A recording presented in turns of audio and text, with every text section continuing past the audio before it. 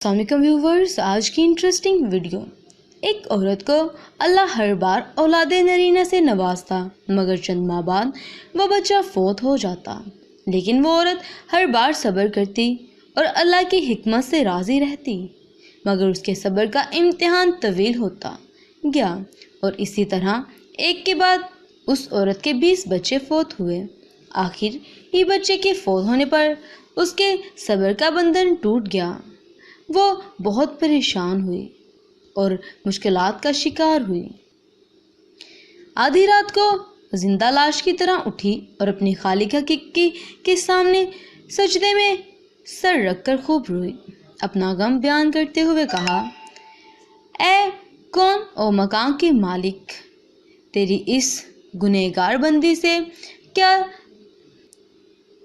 گناہ ہوا کہ سال میں 9 مہینے خون جگر دے کر اس بچے کی تکلیف اٹھاتی ہوں، اور جب امید کا پھل لاتا ہے تو صرف چند ماہ اس کی بہار دیکھنا نصیب ہوتا ہے۔ آئے دن میرا دل غم کے اندھیرے میں ڈوب جاتا ہے۔ میرا بچہ پروان چڑھے گا بھی کہ نہیں؟ اے دکھی دلوں کے بھید جاننے والے، مجھے بے نوا اپنی لطف و کرم فرما دے۔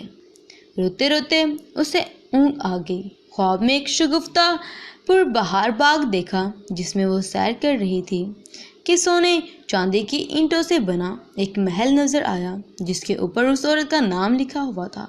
باغات دیکھ کر وہ عورت خوشی سے جھوم اٹھی۔ محل کے اندر جا کر دیکھا، اس میں ہر طرح کی نعمت موجود تھی۔ اس کے تمام بچے بھی اسی محل میں موجود تھے جو وہاں دیکھ کر خوشی سے جھوم رہے تھے۔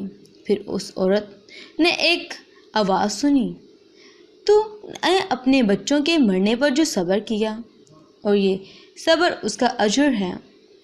خوشی کی اس لہر سے اس کی آنکھ کھل گئی۔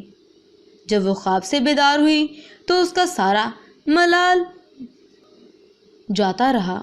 اس نے بھیگی ہوئی آنکھوں سے غرض کیا، یا الہی، اب اگر تو اس سے بھی زیادہ میرا خون بہا دے تو میں راضی ہوں۔